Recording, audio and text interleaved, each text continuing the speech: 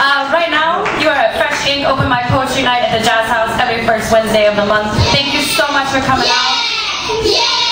Alright, we got like 3 more poets to get through, and then we're gonna open it up to a freestyle jam. So stick around, stay with us. Up next, we have a crowd favorite, but you're really gonna have to pay attention. Mr. Weaver, are you ready to weave your way to the stage? This man has a brilliant brain, just like all the rest of you. But please, let us have your attention up here.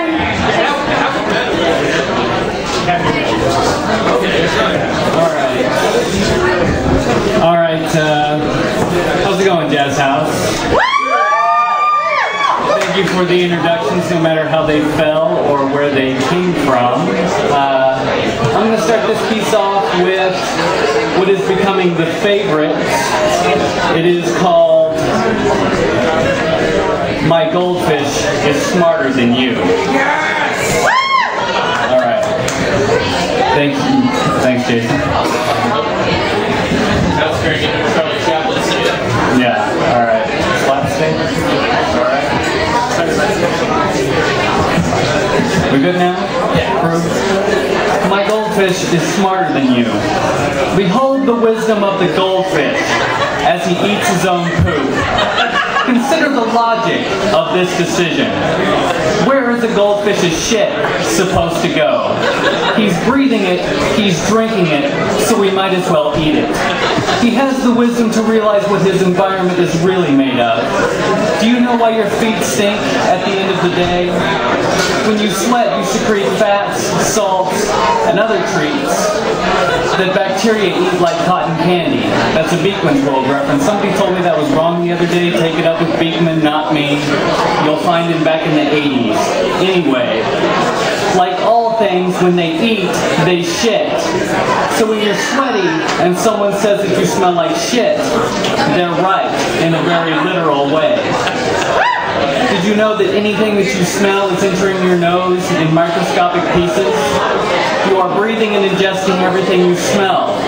Remember that the next time you go to a public restroom. Very prevalent in a bar, I might add. And dirt. Don't fucking get me started on dirt. Did you know that every molecule of dirt on this planet has been digested 1 million times by earthworms? This is a world of shit, and you're covered in it. We breathe it, we walk on it, and we are covered in it. So the next time you see someone using Perel for the 1000th time, or is afraid to shake your hand because they might get germs, simply point out that a goldfish eating his own shit is smarter than them. Thank you very much.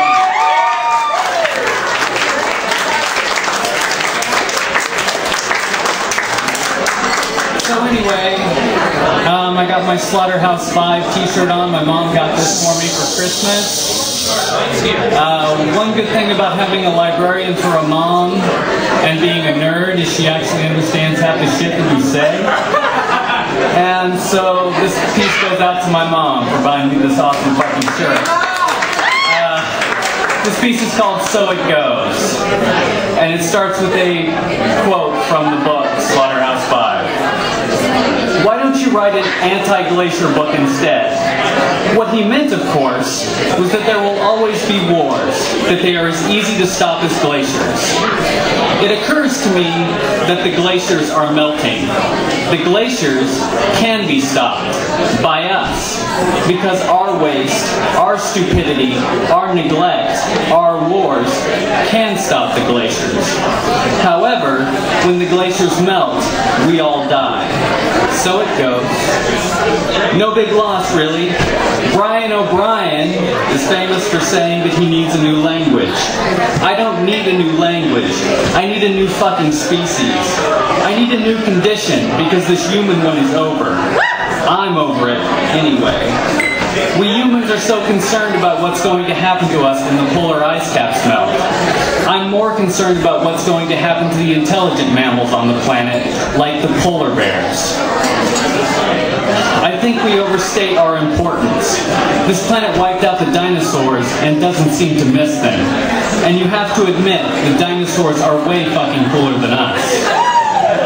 We're the only animal on this planet that wages war against its brother. This planet will not miss our wars any more than it will miss the polar ice caps. And even if it doesn't, there will still be plain old death. And I say, so it goes. Thank you. Thank you so much, Mr. Weaver. I got one more. I will. This piece is about smoking. And I'm sorry, I didn't know it was a 1 or 2 piece minimum. I usually do 3 or 4, so I'll calm it down next time, I guess. This piece is called The Liberal Inquisition. The state of Kansas is thinking about passing a law that would make smoking outside illegal. Why? Is the regular pollution not bad enough? I've tried to figure this out, but I cannot. I was fine when they outlawed smoking indoors. The fact is, I hate smoking inside. Smoke gets in your eyes, everything smells bad and turns yellow, innocent bystanders end up smelling like ashtrays, so I get it. But when I'm outside, leave me the fuck alone. I'm not giving anyone else cancer. I'm just taking a few minutes to calm my nerves. Looks like you could use a puff or two yourself. It would help you pull that stick out of your ass. Wheatgrass isn't helping.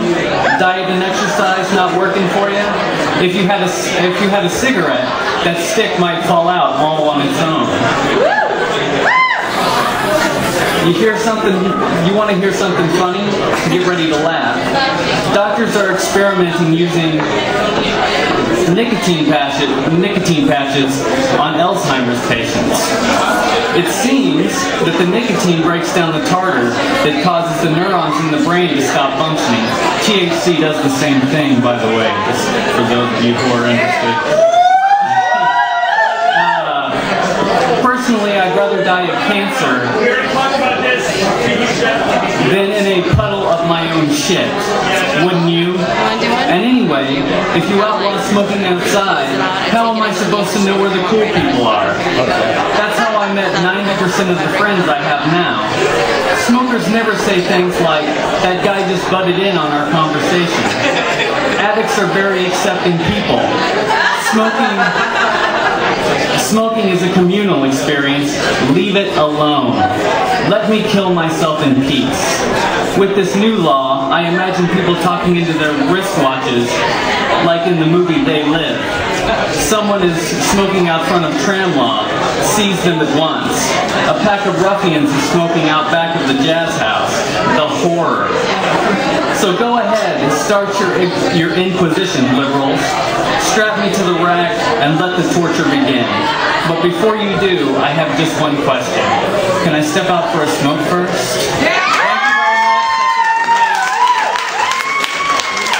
Hey Mike, you should really quit smoking. It's bad for you.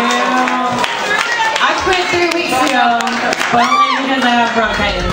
If you're a poet, it's time to flow your style.